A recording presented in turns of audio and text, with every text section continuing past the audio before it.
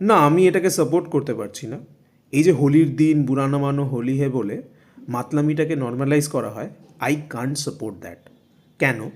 কারণ দেখুন, আপনি মদ খাচ্ছেন, আপনি নিজের টাকা দিয়ে কিনে খাচ্ছেন, আপনার নিজের লিভার জ্বালাচ্ছেন, I don't have a problem with that. এবং আমি বোকাদের মতো এটাও মনে করি না যে মদ খেলে কেউ খারাপ মানুষ হয়ে যায়।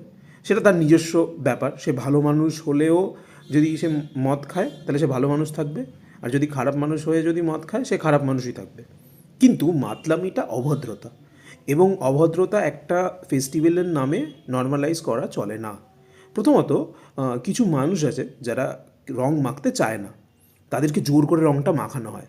এবার এই যে ইচ্ছার বিরুদ্ধে কাউকে কিছু করা এবং সেটাকে নর্মালাইজ করা, যে বুরা না মানো হোলি হ্যায়, আই ডোন্ট সাপোর্ট দ্যাট। এবং সব থেকে বড় কথা, এই মাতলামিটাকে একটা ফেস্টিভ্যালের সাথে জুড়ে দেওয়া, যে ফেস্টিভ্যাল মানেই তো মাতলামি হবে, এবং খুবই সেটা নর্মাল। এবং যারা এর বিরুদ্ধে কথা বলছে তারা ধর্মের বিরুদ্ধে কথা বলছে, কারণ এটা ধার্মিক ফেস্টিভ্যাল। এটা পুরোপুরি বোগাস।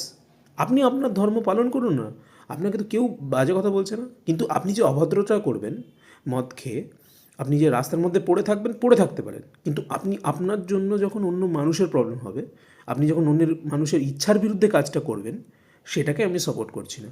এবং বিশেষ করে এই হোলি বা দোলের সময় মেয়েদের সাথে কিন্তু খারাপ ব্যবহার হয়। এবং আমি এটার বিপক্ষে সারা জীবন কথা বলেছি, ভবিষ্যতেও বলবো।